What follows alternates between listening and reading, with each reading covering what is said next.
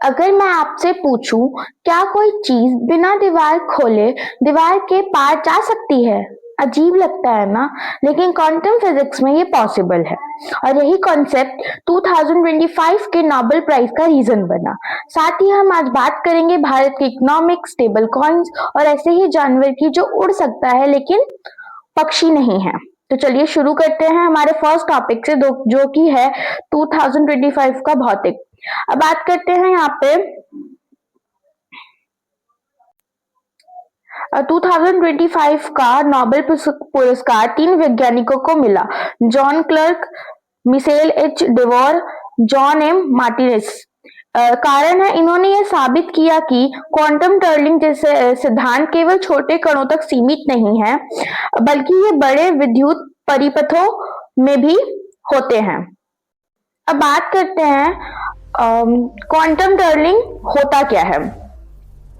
मान लो एक गेंद दीवार से टकराती है, नॉर्मली क्या होगा, वो वापस आ जाएगी, लेकिन क्वांटम वर्ल्ड में वही कण दीवार के आर पार निकल जाता है, उसे ही कहते हैं क्वांटम टनलिंग। ओके, इसके कुछ इंपॉर्टेंट पॉइंट्स हैं।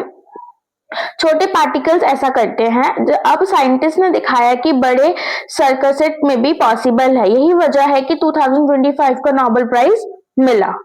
ठीक है, एक एग्जांपल देती हूँ।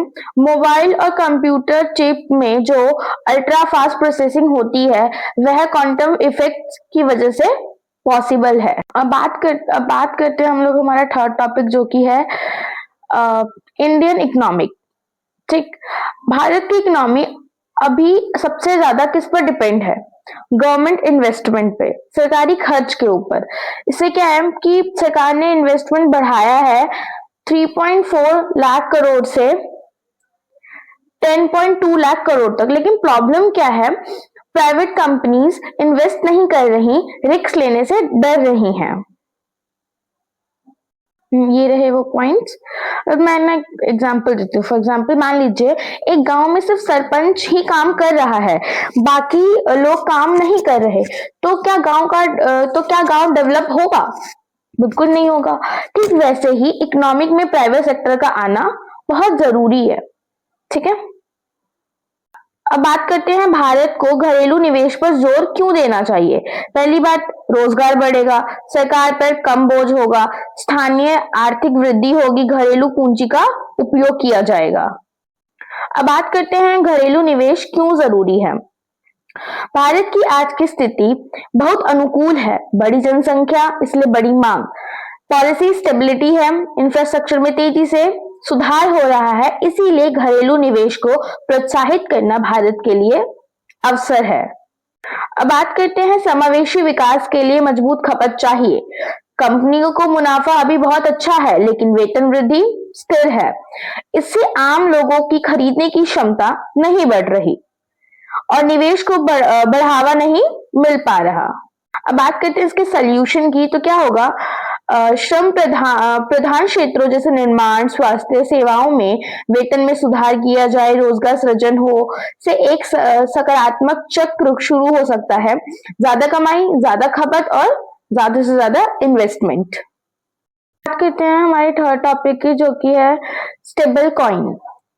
ठीक, स्टेबल कॉइन क्या है? ये एक ऐसी क्रिप्टो करेंसी है जिसकी वैल्यू स्टेबल रहती है, क्योंकि ये किसी रियल चीज से जुड़ी होती है, जैसे डॉलर या गोल्ड से। यहाँ पे लिखा हुआ है, मान लीजिए अगर जो हमारा बिटकॉइन की वैल्यू आज 50 लाख है, कल 40 हो सकती है, लेकिन स्टेबल कॉइन लगभग सेम वैल्यू पर रहता है। अब इसके यूजेस की बात करते हैं हम लोग। अब इसके जो यूजेस है वो है fast money transfer, cheap transactions, international payments. ठीक है, तो इसमें यही था। हम बात करते हैं चमगादड़ के ऊपर। चमगादड़ दुनिया के एकमात्र मैमल्स हैं जो सक्रिय रूप से उड़ सकते हैं। ये क्षमताएं उन्हें उनके जीन्स में बदलाव के कारण मिली है। अब बात करते हैं जीन्स में क्या बदलाव हुआ। उड़ने के लिए शरीर में बदलाव, उनकी उंगलियां लंबी हो गई, इनके बीच एक झिल्ली बनी जिससे पंख बने, आंतरिक क्षमता में भी सुधार हुए, उनके ऊर्जा को जल्दी इस्तेमाल करने की शक्ति विकसित हुई, प्रतिरक्षा प्रणाली मजबूत हुई यानी बीमारियों से लड़ने की ताकत, कैंसर को रोकने की क्षमता भी बढ़ी। यहाँ पे कुछ उनके जीन्स हैं जो उंगलियों और अंगों को विकसित करने में जरूरी पड़ते हैं।